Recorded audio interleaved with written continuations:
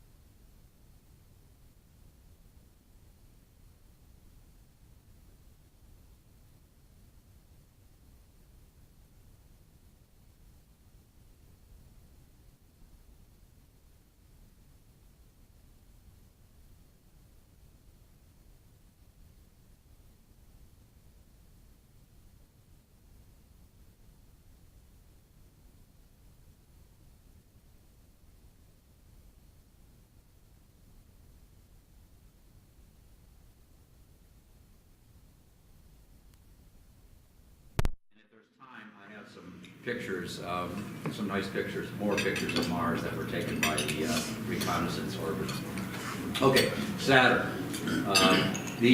All these pictures in this, I think all of them are taken by the Cassini Orbiter, which no longer is with us, and we'll have a finale. One of the editions is the grand finale of Cassini. Just a little bit of information about Saturn. I'm going to go through this quickly because those who saw this talk 2 weeks ago heard this, but Saturn obviously has the rings, but it's like Jupiter and the outer planets. It has no solid surface. It's a gaseous planet, and as you go down from the surface, you go into a layer of liquid hydrogen. It's almost all hydrogen, by the way, just like Jupiter. Then you get into an area called metallic hydrogen, where actually the hydrogen is broken up into protons and electrons, and then it gets a little more dicey because no one can actually probe into the middle, so it's all based on analysis. But the middle of Saturn is nominally rocky, and we'll come back to that. Saturn is 9 times the distance from the Sun as the Earth is, so it's 9 AU. Rotation about 10 hours, just about the same as Jupiter. A lot of similarities to Jupiter. This is a simple graphic that shows what actually Cassini did in its 13 years from 2004 to 2017.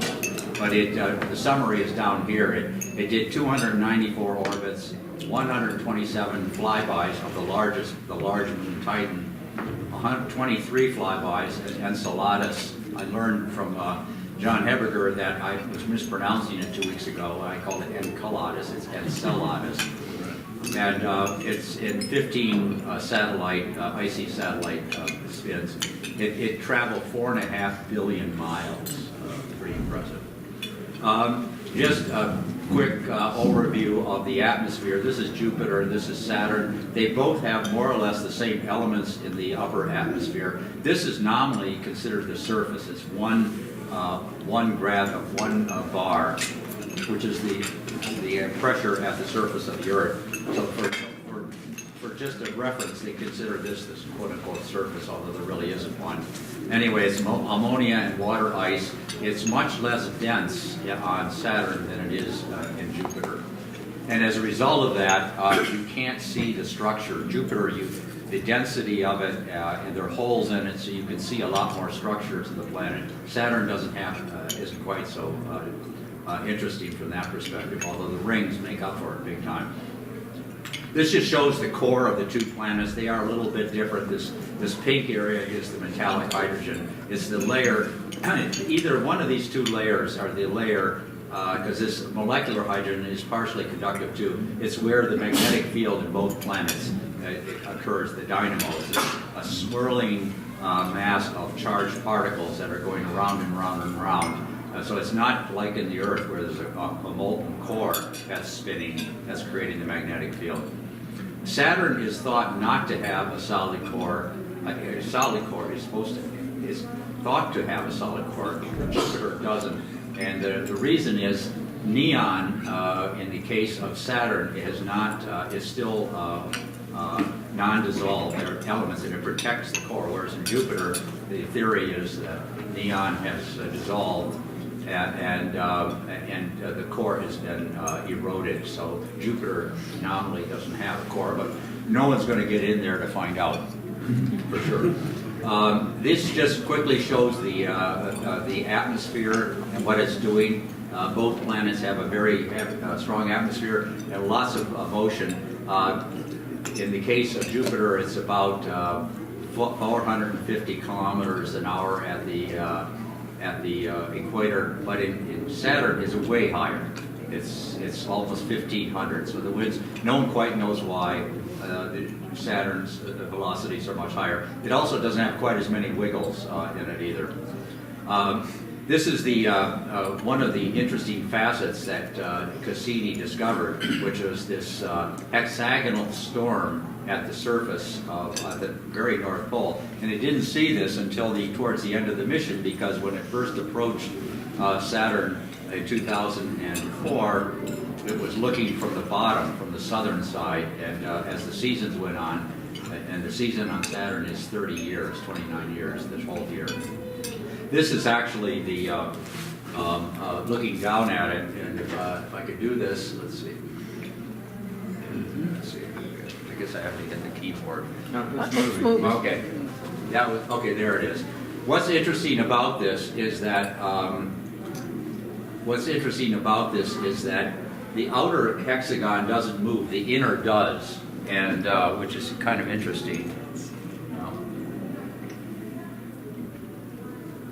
Come on, move.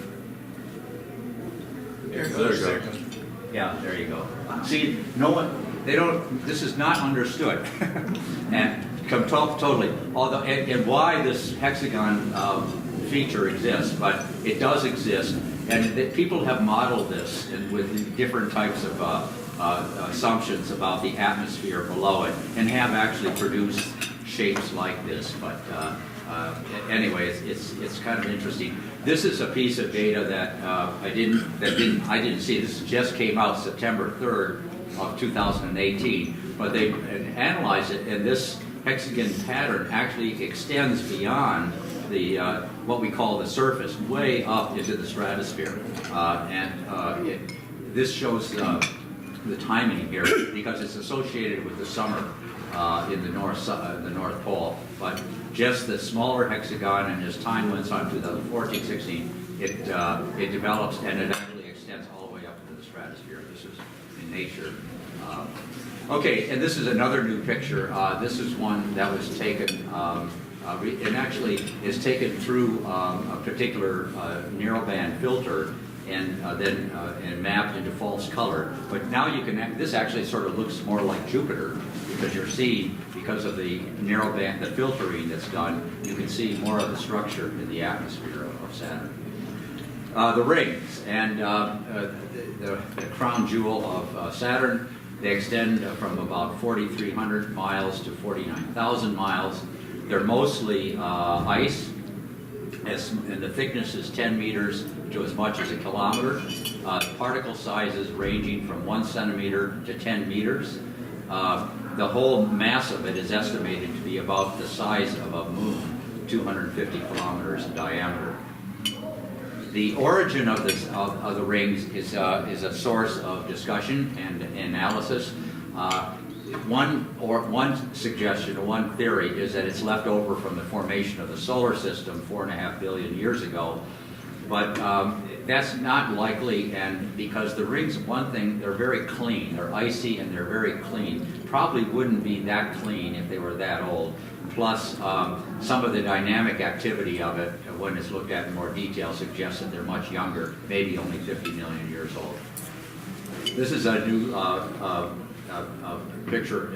It's not new, but I didn't present it 2 weeks ago.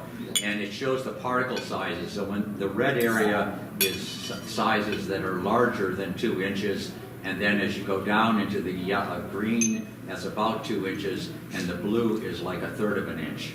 So as you go from inside to outside, the particles are getting smaller. And part of that may be just the fact that they're running into each other and they're breaking up over time. But it's also a beautiful picture. This is a picture of the rings as we normally see them, and you can see from the Earth, and you're looking at the sun is on Saturn in this picture. Here is only something that Cassini could see, and that's the sun is on the other side, and we're looking at it with sun coming through the rings, which is kind of beautiful. And this is Earth right there, by the way, and this is Enceladus, one of the moons. This is just a diagram showing the structure of the various inner rings. There's an F ring, and there's yet another one out here called the E ring that aren't shown, but these are all the various divisions. And all these divisions in the structure of these rings are all due to the moons that are in the small moonlets that are all embedded in the rings. And for example, why do these rings not expand and sort of diffuse out? And it's the moons, and we'll talk a little bit more about that as to how that works. So they're called petrol. And the latest theory, people have looked at this, is that the moons and the rings probably formed, the small moons that are in here and the rings probably all formed at about the same time. This is a detailed image of the B ring, that kind of the middle one in the previous picture, and the narrowest little areas here are only 25 miles in width, and so that's an amazing picture when you think about the resolution that this has. Yeah, this gets into the story about the relationship between the rings and the moons. This is the F ring, and in 2 of the moons, Prometheus and Pandora, are orbit on each side of this ring, and they shepherd the particles so that the particles don't stray out. Now, Brent asked the question, well, the particles should be attracted, but I guess they're attracted to one moon and then repulsed from the other, and the net result is, though, they tend to be bunched up in the middle. And this recent paper that just within the last year or two came out suggests that these moons and this ring formed at about the same time out of the same set of particles. And there's a fairly elaborate theory that that's based on, which I'm not going to go into. Yeah, and this is another story. A lot of these rings are not individual rings; they're waves in the rings. And one source of these waves are 2 of these other moons that orbit outside of of the A ring, and the moons over a period of 4 years change orbits. They cross over, and in the process, when they do cross over, they cause a ripple, and that ripple propagates through the rings. And so some of the structure in those rings is caused by the motion of these two moons. They're Janus and Epimetheus. They almost share the same orbit, and they trade. And How on earth do they trade places? yeah, right there, and they don't hit each other either. You see, they're in a resonance. Their motion is now over the eons is synced, and a lot of the moons are like that. They're in resonance, where one moon and the other moon, one moon may take two orbits, where one takes one. In this case, these two take the same orbit, but for some reason, having to do with they get real close at one point every 4 years, and they cross. And that crossing pattern causes a glitch, in the gravitational glitch, which propagates as a wave in the rings. And this is not just a period of 4 years. These waves don't go away; they just gradually diminish. But there's probably 10 years worth or more of pattern that's shown there. So anyway, the moon, Are the waves in all the rings? They propagate. It looks like they propagate away from where those two moons are, which I think are probably maybe in the Cassini, because some of these moons are right in the middle of the rings, and so the waves I think are probably in the B ring, which is. Why wouldn't it go both ways? Because if you throw a pebble that goes in more than one direction. Yeah.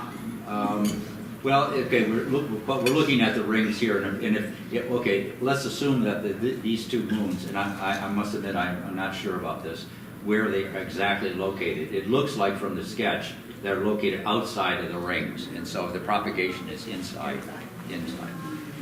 That's what I'm guessing. How many known moons are there? Well, I'm about to tell you that in a few minutes, but there's something like 65. Wow. Yeah. And are they in different rings or just that? Well, no, outer? some of them are, and they're not all in the rings, by the way. They're spread out way beyond the rings too. But there's a number of them that are in the rings. Okay, so this is another video. Let's see if I can get this. There it is. Okay.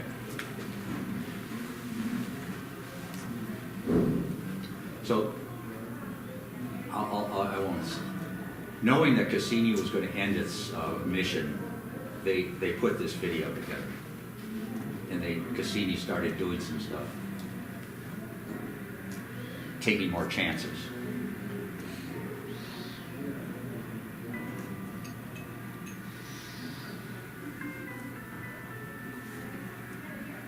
And there's some music here that we're not hearing very well.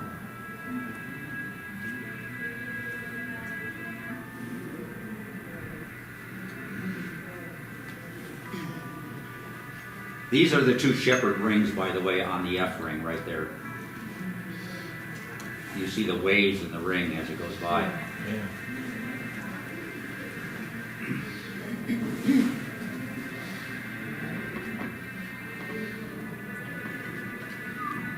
Look at that.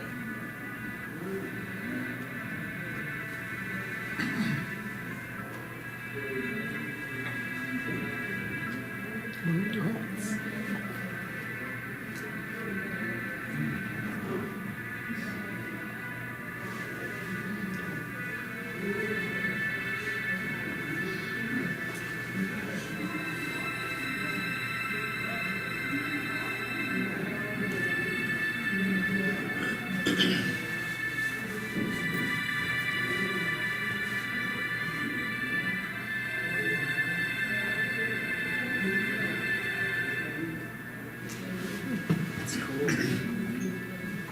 Isn't that a neat video?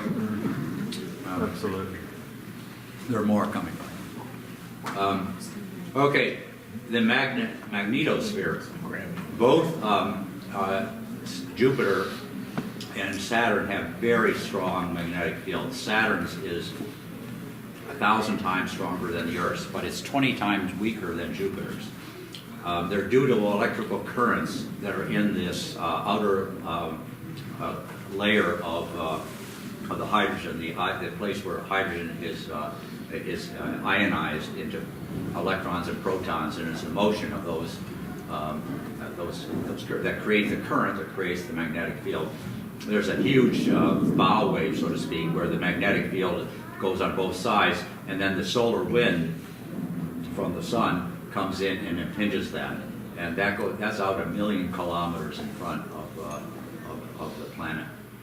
It's also responsible for a continuous, essentially a continuous aurora on both, well, Jupiter as well as Saturn, and here you can see it right here. And it's due to solar winds interacting with the magnetic field, more or less like on Earth. Okay, so here's the question about Saturn's moons. There are 62 of them. And you can see, and here, let's see. Okay, so here is the answer to the question that we were talking about earlier. Epimetheus and Janus are outside of the rings. They're close to the edge, but they're outside. Okay, so the ones that created the waves. But there are small moonlets inside, so the bulk of the ring of the moons are outside of the rings, but some are very close, right at the edge. In fact, well, we'll talk some more about that. 24 of the moons are what they call regular satellites, which means they orbit in the same direction and in the same plane as Saturn itself does. And the rest of them are all over the map. Here's the largest moon called Titan. We'll talk about that in a bit. These are the medium-sized moons, and we'll talk about a few of these as well. Here's the Earth's moon, by the way, and Titan is actually bigger than the Earth's moon by a lot. It's actually larger than Mercury. In the video, some of the moons had very irregular shapes. Oh yeah, and they do. Particularly the small ones have extremely irregular shapes. Okay, let's talk about Titan. Titan is thought to have a liquid ocean. It starts with a surface of ice and rock, and then a liquid ocean, and then a rocky. It's also the only moon in the entire solar system with an atmosphere. And the atmosphere is methane, ethane and methane. Okay, we'll come back to that in a bit. This is another major event that occurred in the Cassini mission. The Huygens probe was built by the ESA, European Space Agency, and it is the only object that has actually landed on the surface of an object in the solar system beyond Mars. And it did this in 2005. And these are some of the pictures that it took. And these are regular visual pictures. You'll see in a bit radar and infrared, but these were taken. You can't, from the top of the clouds, you can't take visual light pictures of the surface of Titan because it has all that ammonia obscures the surface. But this is okay. These are X-ray images of the northern pole showing lakes or oceans of methane, and so this is one of the other major features of Titan, that there are these lakes. And here's just a beautiful image of one of them in detail. And this is this section right here. And this is like, for example, this one is larger than the area of Lake Michigan. So this is big. So the weather, there's weather on, because it has this methane atmosphere, liquid methane lakes, there's an atmosphere almost exactly like water does on the Earth, methane does on Titan. And it's in the oceans and the lakes, it evaporates, goes into the clouds, and then drops as rain. These are pictures, these are infrared pictures of Titan. These are done at different times. This is October, December, and January. October, December, and January. And you can see the differences. There's lots of activity going on in the atmosphere. Look at the pole. The pole looks very different. All these middle latitude images look very different. Okay, I didn't show this the other day. This is a picture of Hyperion. It's the largest irregular moon in the solar system. It's 165 miles by 128, and it's unclear as to why. Maybe it's because normally something this big would probably be more round. Gravity would eventually have brought it into equilibrium. But this one is probably a chunk broken off something else, is the guess. And it's tidally locked. 3 orbits of Hyperion and 4 orbits of Titan. And they're locked in. But just look at the detail in this image. These craters are about, the largest ones are about 75 miles. And 40% of this is air. So it's not very dense. This is Enceladus. I'm going to go through this quickly because I did talk about it the other day, but the entire surface is ice, so it's very reflective, very cold because of that. The sun reflects off it, so it's minus 325. The major feature, there's also quite a bit of structure, particularly in various places. This is all due to what's called tidal effects caused by Saturn. So the moon is going around, and the fact that one side of it has more gravity than the other side due to the being somewhat different distances away from the sun. That's called a tidal effect, and that causes cracks, and that's also causes heating, and that's why a lot of these moons have liquid centers, even though they're so cold on the outside. It's because the heating due to this motion caused by the tidal effects of Saturn. This is probably the most famous picture of Enceladus with these, which are in fact geysers. And they're water geysers. They're spewing up a lot more than just water, but it is water primarily. And there's over 100 of these that have been identified, and they emit about 440 pounds of stuff every second. How high are they, roughly? Yeah, and so, found evidence of large south well, the thickness, the thickness of the crust. But these, this must be Several miles. tens of miles, Yeah. lots Look of at the hundreds. diameter. Yeah, because the overall planet, the moon, is like 300, couple hundred miles in diameter, 300 miles in diameter, say. So these are these have got to be 50 miles. Wow. Yeah. Of the northern lights. Yeah. Yeah, and so why, wait, you can get it, okay, so here's a sketch that kind of gives you some idea of the scale. It's all along the South Pole, but it's pretty clear there's evidence that the water layer that exists all the way around, but the cracking that allows this to happen is on the South Pole. Why, what causes it? It's very much like Yellowstone. There's hot rock due to the tidal heating underneath, and then there's these pressurized areas of water, and the hot rock is heating that, and just like a geyser in Yellowstone, it shoots up, but in this case, maybe more continuously. But it shoots up more than just water, and this is the cocktail of various elements that Cassini analyzed, and methane, water, simple organics, carbon monoxide, complex organics, anyway, lots of carbon compounds of different atomic numbers, and that's what this graph is showing. Okay, this is another one of the moons. It's called Ijust, and actually there was an ocean, ancient ocean on Earth that has the same name. But it has some additional interesting features. There's this belt around the equator that sticks up something like 12, it's off the bottom of this graph, unfortunately. I think it's about 12,000 feet around the surrounding that this sticks up.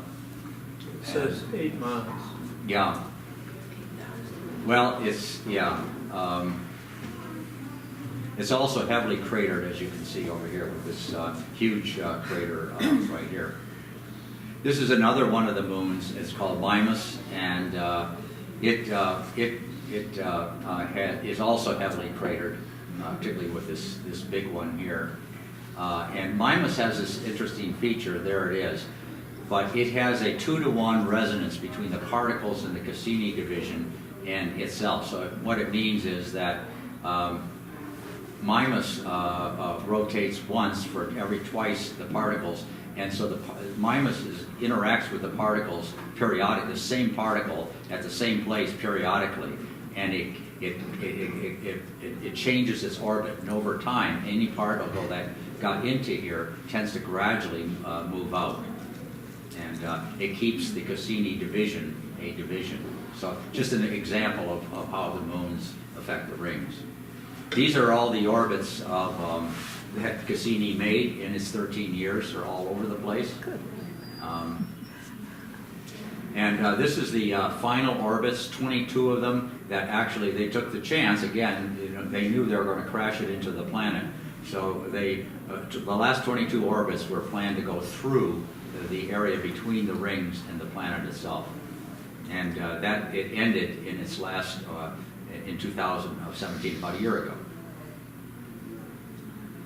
And this is another video, which I don't know if it's going to self-start or not. We'll see.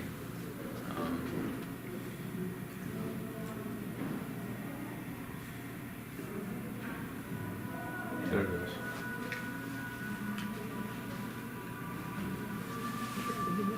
Yeah. It's not actually, I'm getting the music, but Yeah, we're getting Yeah, the yeah. music. let's see.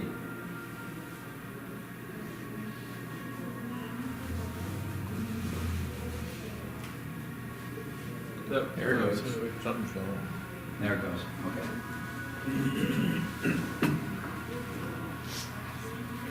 These are the last views of Cassini before it self-destructed. I mean, Cassini of Saturn before it went into it dove into the planet. It went into the planet because they did not want it. It was running out of fuel, and they did not want it to enter one of the other moons that could conceivably have life. And so they purposely ran it into Saturn, which they were pretty sure would not have any life.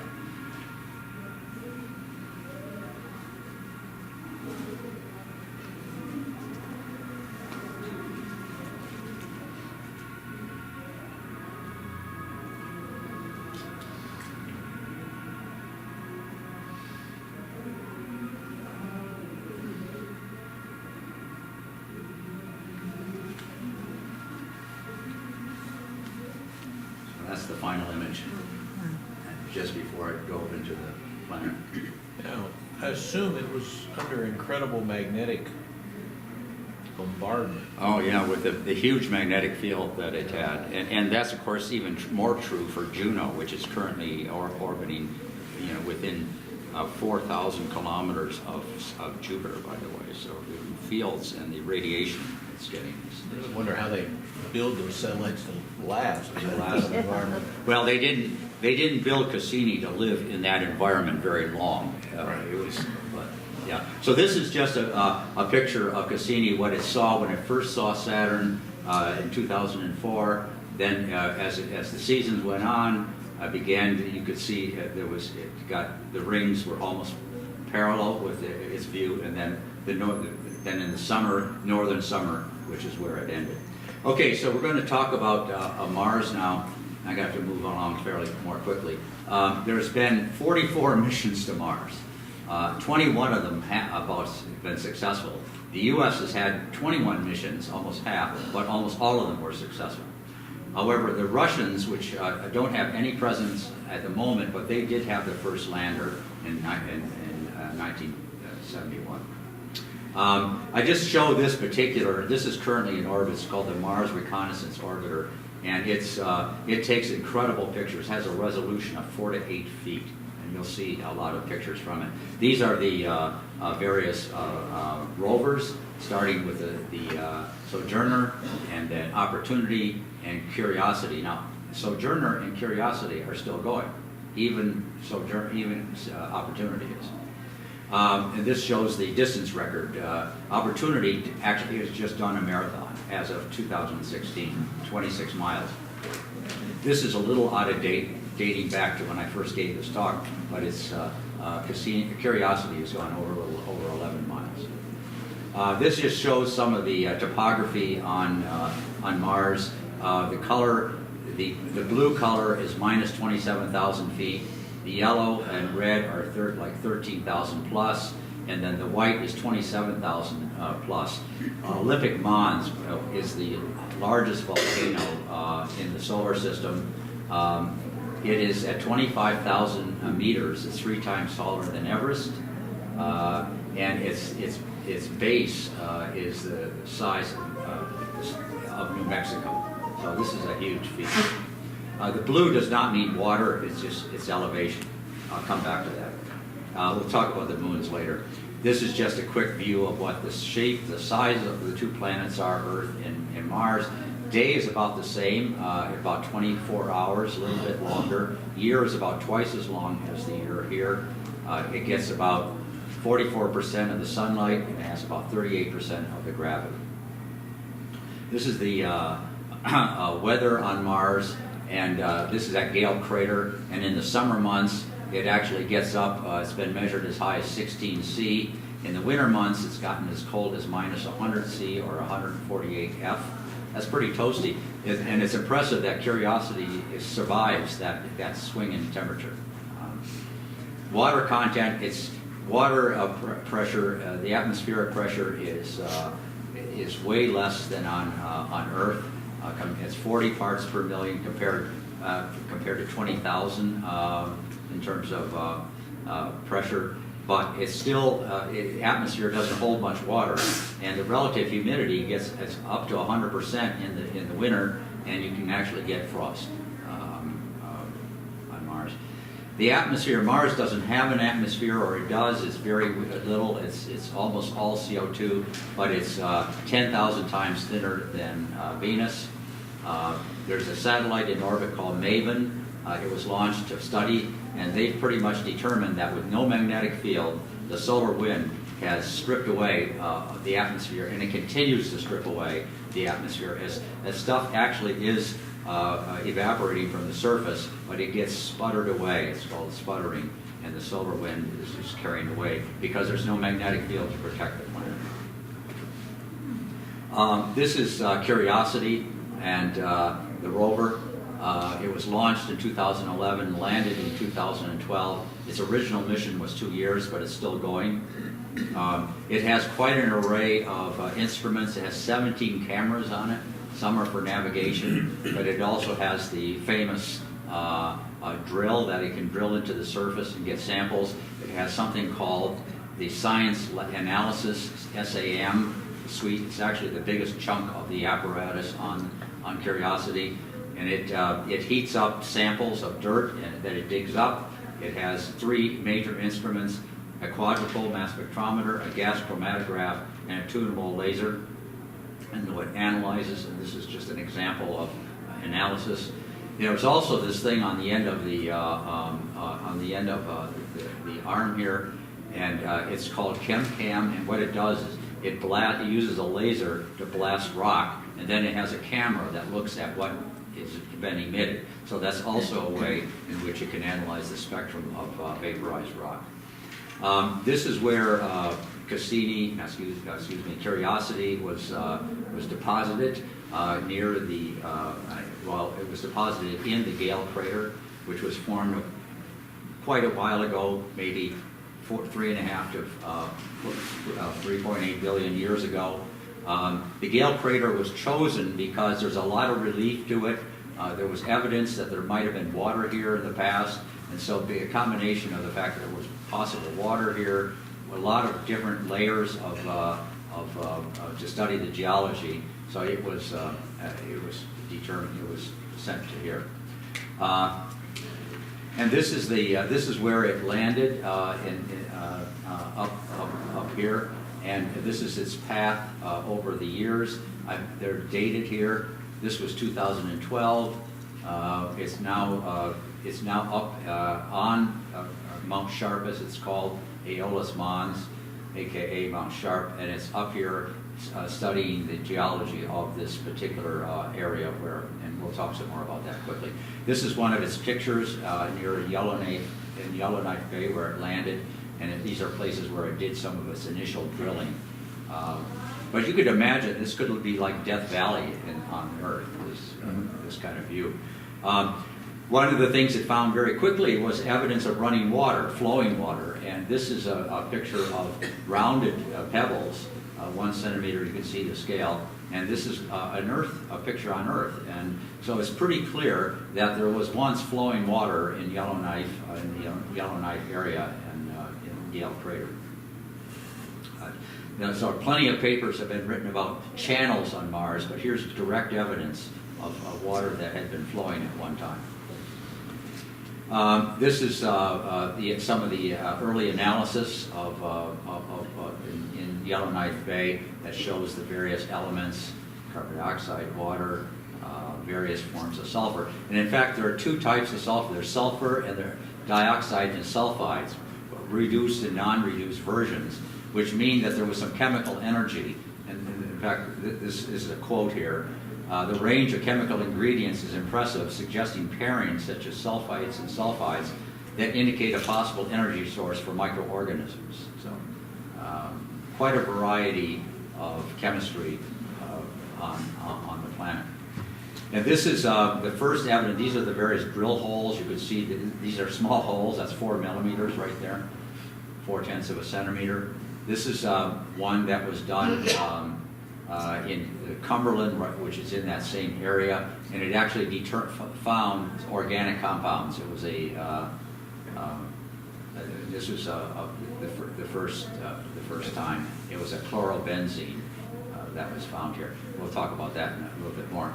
The Yellowknife area, when it was all said and done in terms of the analysis, it was pretty clear that it was likely the end of an ancient river in an intermittently wet lake, is what the evidence suggested. So what Curiosity then did, so that was up here. There's going to be a picture here in Kimberley that is next, but then it's going to go through a hole to try to get in, climbing up the mountain. This is a picture of the Kimberley area showing the lake bed here. And it was, the analysis showed, they thought it was probably originally partially filled by wind, but having been there now, it's pretty clear it was due to actually water periodically filling and emptying this basin over millions and millions of years, 500 million years. So this is the path that Curiosity is taking as it's going through. This picture was taken by the Reconnaissance Orbiter. This looks like this is a sand dune taken by Curiosity. This looks like it must be huge, but a lot of the Curiosity pictures are very foreshortened, so this is only 13 feet high. It looks like it might be massive. Mm-hmm. But anyway, there is wind on the surface, and in fact, the recent Mars was over July 29th, was the closest it's been in 13 years, but you couldn't, the views from Earth were not very good. Well, and also on Mars, because there was a sandstorm blowing, and sandstorms create these sort of things. This is actually a cross-section going in the path that Curiosity took from essentially the crater floor up higher, and it goes through various mudstones into an area called the Hematite Ridge, which is an iron compound. This is a picture looking up the mountain from as it's getting close to this hematite unit is here, and this is 18 kilometers distance towards the top. Curiosity is not going to go to the top of this mountain. This is on something called the Piero Ridge, which is about as far as it's going to go. Maybe it'll go a little bit beyond it, but here's a detail. This is a section here. It's a sedimentary rock area, and you can see very clearly that there are layers here. They're all about several inches thick. It's not clear whether they're deposited by wind or water because Curiosity hasn't gotten that close yet. This is the mineralogy as you go up the hill.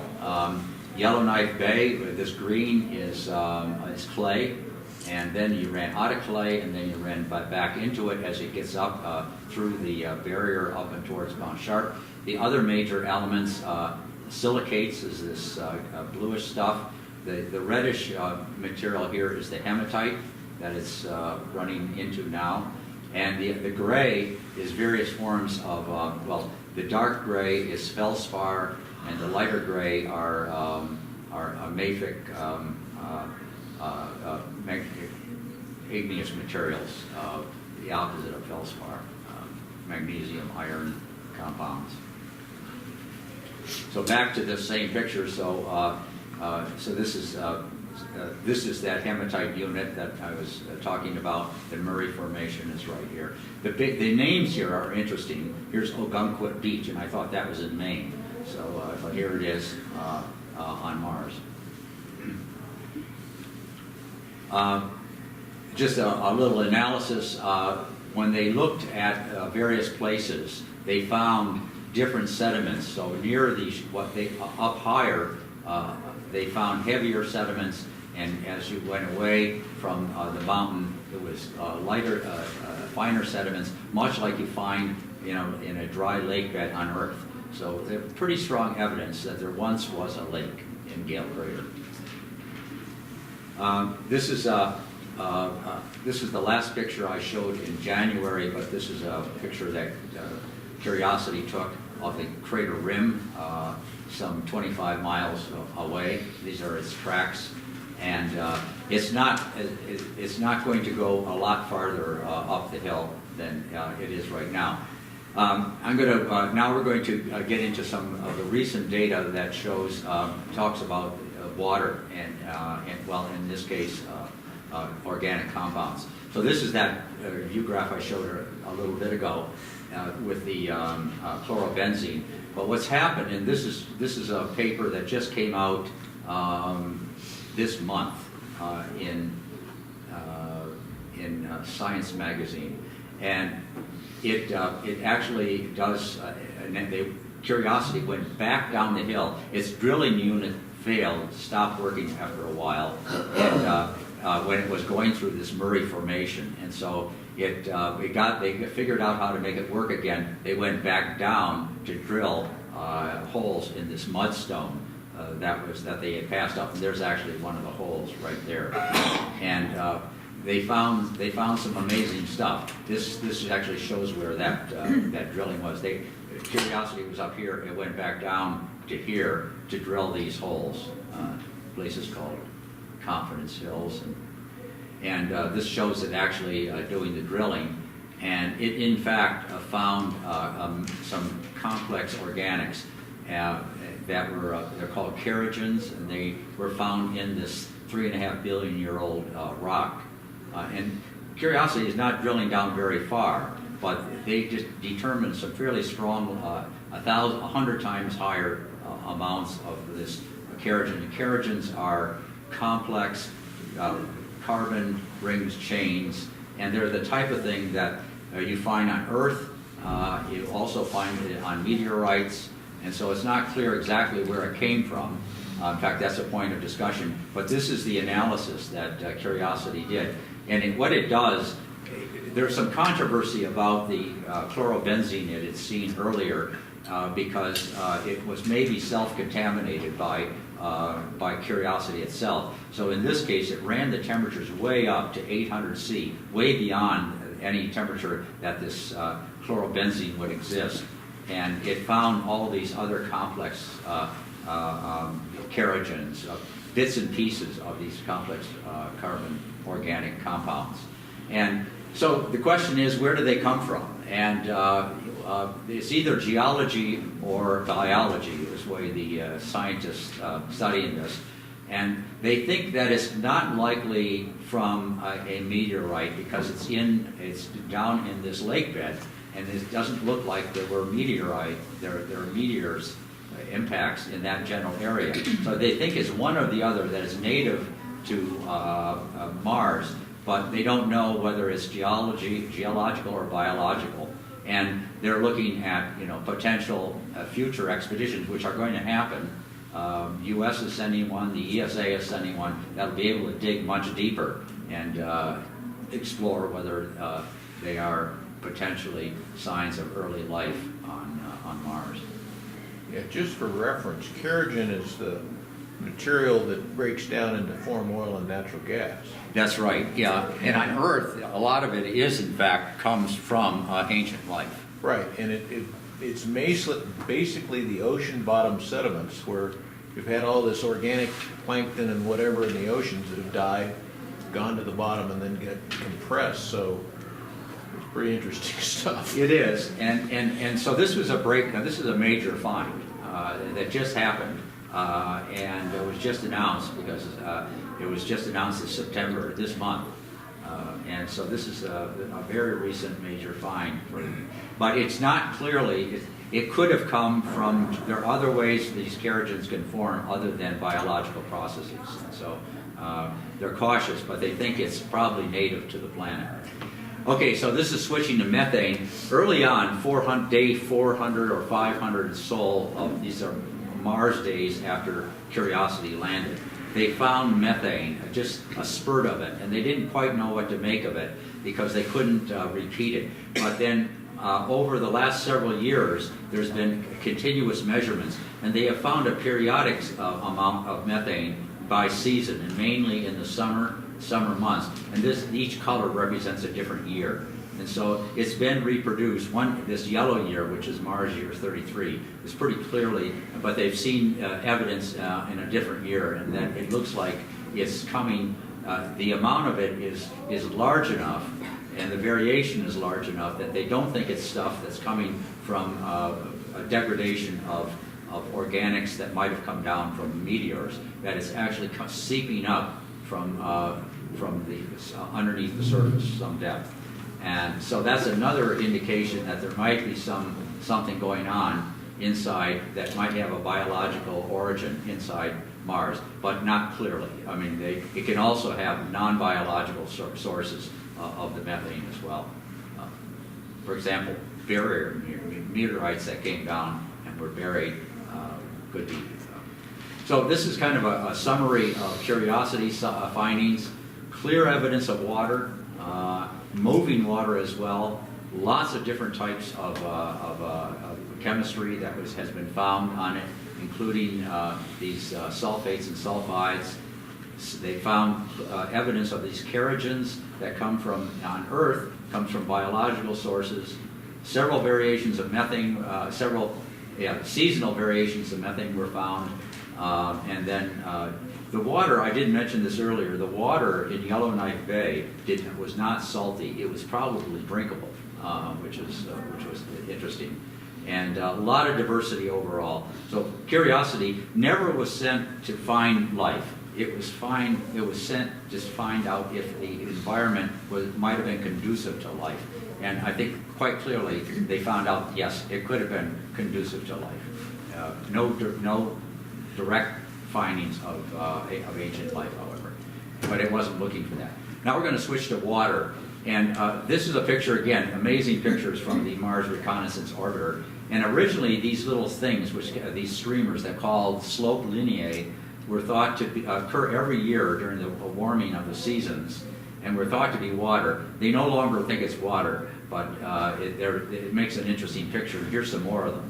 Just amazing images from the Reconnaissance Orbiter. The biggest camera, highest resolution camera on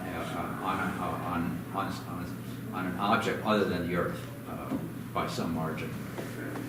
This is, again, evidence of water. This was the Phoenix lander, and this is a footprint of that it made, and you can clearly see almost barely underneath signs of snow or ice.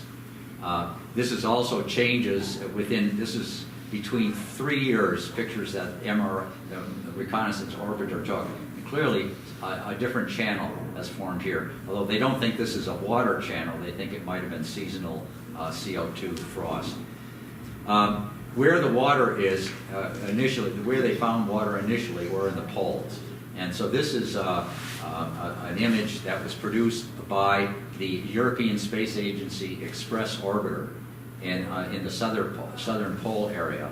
And it found by analyzing it, there's a spectrometer, infrared spectrometer, they determined that this ground was a mixture of reflected carbon ice and 50% water. But next to they found that next to it there were slopes and scarps of pure water ice, and then even out beyond there was permafrost that contained, clearly contained water, a combination of soil and water. And when they analyzed it, they determined that this amount of water on the South Pole would account for 11 meters of global equivalent layer on Mars. In other words, it would be the amount of water that, if spread out uniformly across the whole planet, would be 11 meters thick. That's a lot of water.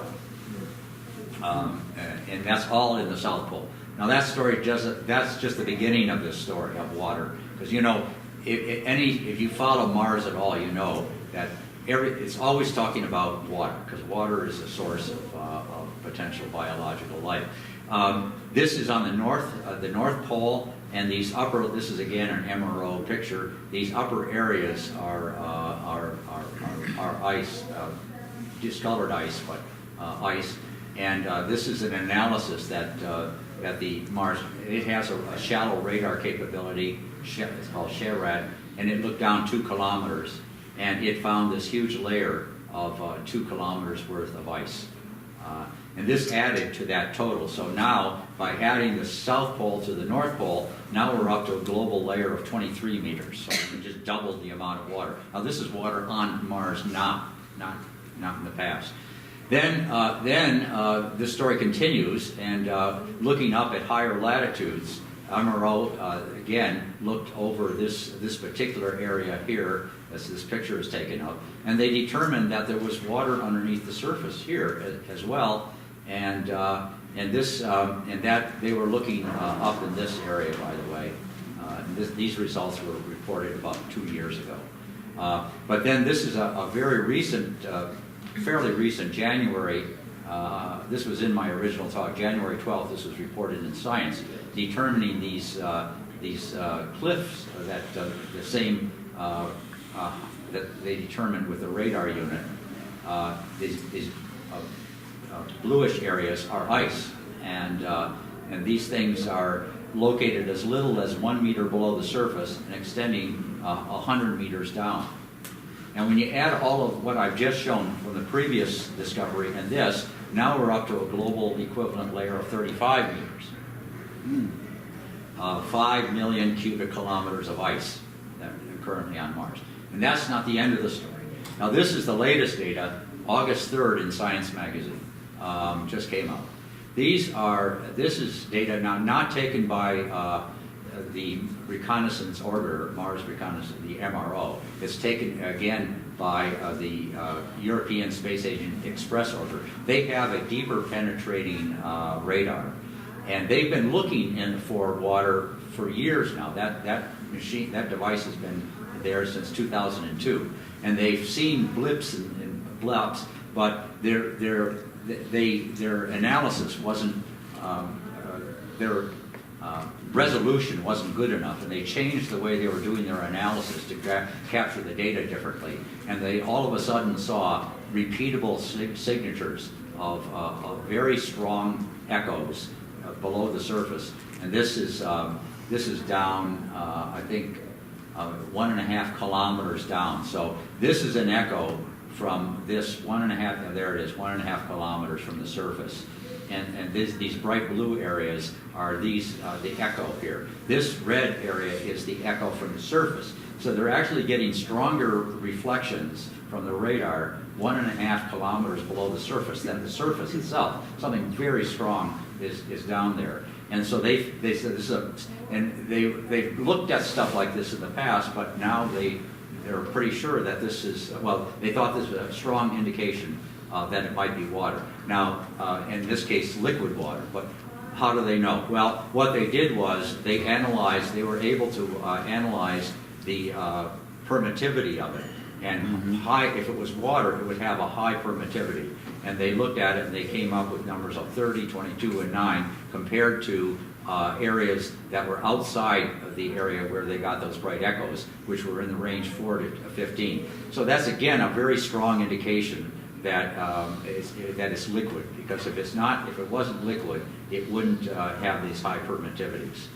And so they think for the first time they've actually saw signs of liquid water on Mars. This is the south. This is also in the South Pole, by the way, and there's the South Pole itself, and that's where they were doing this analysis. And this is just one little spot. They think there are other places that that would have water as well. Hey, Mike. Yeah. I can understand liquid because of the tremendous reflectivity. How do they get to water? Could it not be some other sort of liquid? Well, it certainly could be contaminated water, but they think it's water based on the permittivity of it. It's definitely salts could be in there, and so of course salts will increase the temperature, the melting temperature, or lower the melting temperature. Yeah. This is a little complex analysis. I'll try to go through it quickly, but what people have measured, even from the Earth, what the deuterium-hydrogen ratio is in the atmosphere of Mars, and it's somewhere between 7 and 8. Now, why is that important? On Earth, it's 1. There's as much deuterium as there is normal hydrogen, and deuterium is the heavy hydrogen with an additional neutron. Because of the fact that it's 8, it means that all the light hydrogen has been scarfed away by the solar wind. And so that's why the ratio is so high. It's all that's left is the heavy hydrogen. But as you go back in time, and this is going back billions of years now on this graph here, as you go back in time, some of the samples that Curiosity found had a ratio of 3 deuterium to hydrogen. And then there's some additional analysis that gets you down to course close to 1. So that indicates that there probably was 6 times more water at this time, which is close to the beginning of time as far as our solar system, 4.5 billion years ago, than there is now on Mars. And so it said that was a rather dramatic drop in. So this upper line is the amount of water. So it took a dramatic drop from where immediately, and then gradually decreasing down. So they figure, based on this analysis of the hydrogen deuterium ratio, that there was at least 6 times amount of water. Now, if you take that, if you take the number, they're saying that when you do that, that comes up to 20 million kilometers. Now, if you take my number of 5 that I came up with by piecing together the data earlier, that comes up to 30 million kilometers. Well, anyway, their analysis, now we're up to a layer that not now, but at some time in the past, that was 137 meters global equivalent of water. Remember, we were up to about 30, and now it says that it was at least 6 times more than that at some point. And that would be a lake that would occupy 90% of the Martian surface if that was actually concentrated in one of the lower areas. And that compares to the Atlantic Ocean, which is 16% of the surface area of the Earth by the Atlantic Ocean. So this analysis says there's almost certainly was very large bodies of water on Mars back in the early time. And this is another interesting analysis, totally coming at it from a different way, but they looked at a possible shoreline, and they found out that at minus 2,700 meters of altitude, almost above that, almost all of the surface area of Mars exists. And so beyond that level, so 90% of the valleys are above that level. So that they're assuming that if that was actually an ocean shoreline, that would mean that there was such an ocean would have been filled up with 124 million cubic kilometers.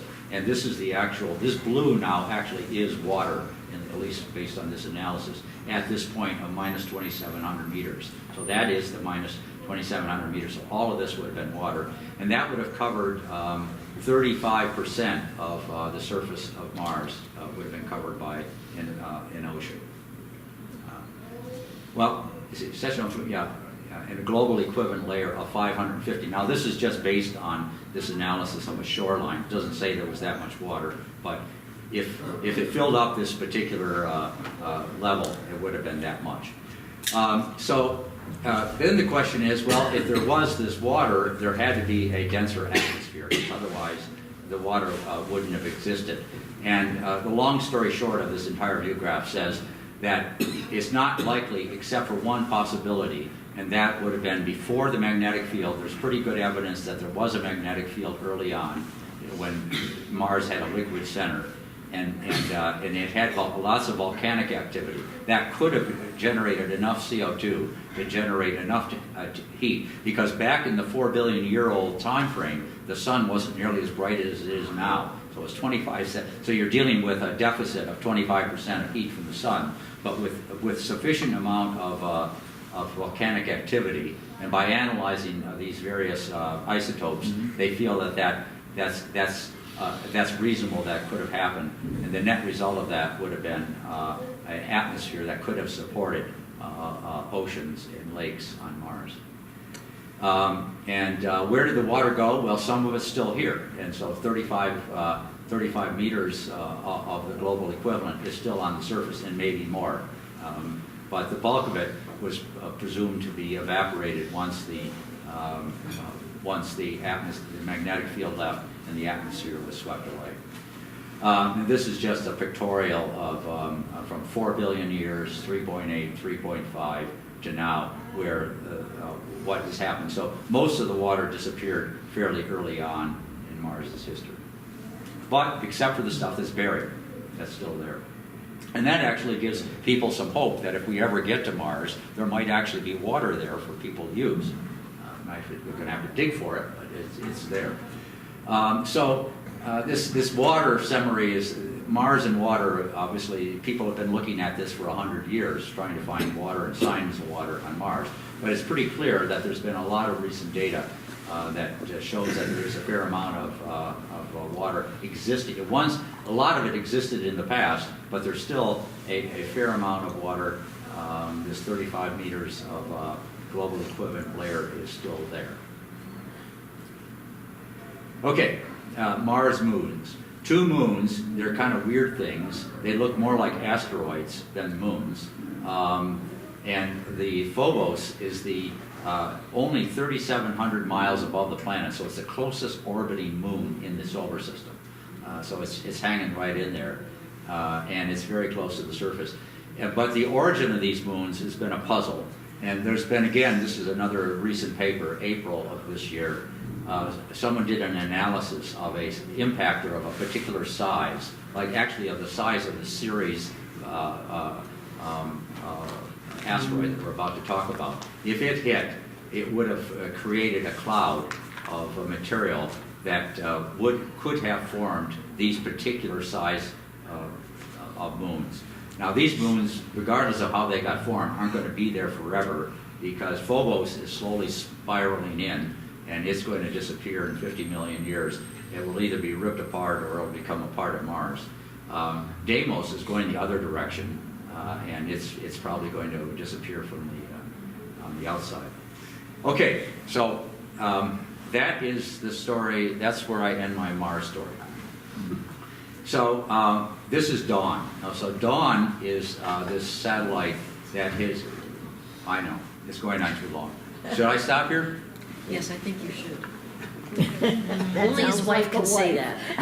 How much more? These are fairly quick summaries. This is not going to be like the 2 first discussions. 5 minutes. Okay. This is the Dawn satellite. It's unique because it's actually orbited 2 separate worlds. And these are the 2 largest objects in the asteroid belt. And I was going to talk about ion propulsion, but I won't. Dawn was powered by ions, the first spacecraft to do this. And the power from it would take, if you were on a freeway, it would take a car 4 days to go from 0 to 60 miles an hour. You ain't gonna sell that? No. But you see, the difference is these things stay on for a long time. And that's the difference. And it made this mission possible because they could carry enough of the propellant, and the power to power it, to make the ions actually do their own thing, comes from the sun. And so that's the only way they could have done this. And this just shows the path that it took. It launched, spiraled around a few times, and then eventually caught up to the Vesta, and then it left Vesta, and it arrived at Ceres, the largest of the two, and that was in the spring of 2015. This is what what it looks like. This is just a picture of what Vesta looks like. And probably the most interesting thing about Vesta is that it has this incredible crater that is extremely deep. It's 19 kilometers deep, and the central peak that rises 23 kilometers in the center. Vesta is representative of the outer solar system, so it has a very it's a solid body, but it's more like the outer, which are very icy, and it's a very, very low density. Ceres, on the other hand, is on this side, our side of the asteroid belt, and it is much more similar to the terrestrial planets, and it's and it's also round, and it's the smallest object that is actually formed into a round shape by its own gravity. It's about 580 miles in diameter, it's thought to be. It has a very low density. It has a density about half that of Mars, and even less than our moon. But it does have layers, and it's very, very nice layers. And it could have as much of its surface, of its volume, as much as 25% of water. If that's the case, because of its density, they're estimating it that way. But if it is 25%, it actually has more water than Earth does. So, and its mass constitutes 1/3 of the total mass of the asteroid belt. This is just some interesting pictures of one of the large craters with this area. They've been looking at this even from Earth, this white spot, and this is a high resolution picture taken from an altitude of 34 kilometers, right, very close. Mm-hmm. This is at the end of this particular satellite's life, so like Cassini, it went way close, and it's in its last orbit as we speak. There's one mountain on it, and it's about 5 kilometers high, and this is just a picture of it going over the you can see how heavily cratered it is. This is another amazing image. Okay, this is another image of that was just taken, and it shows the sidewall of that particular crater. This is a small video which I won't go through. Rosetta, this is the picture of the comet 67P. I won't pronounce it, but there's an amazing story about how, in fact, it was launched and caught up to the comet. It was launched in 2007 and caught up with the comet in 2014, and it followed it to its closest approach, and then it ended its mission in 2015. And these are just various pictures of it. Pretty amazing. And there's actually the lander that didn't quite function like they had hoped because it bounced around and ended up in a hole. But it did land, and it did work for a short amount of time. And this is the last picture of the.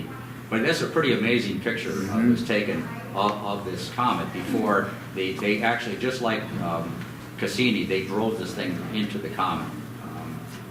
I think, oh yeah, all right, this is the last thing. And this is a video of, I thought I'd make this the last thing. This is a video of the end of Cassini. What was Cassini doing? Why? We talked about it earlier. That's the orbiter on Saturn. It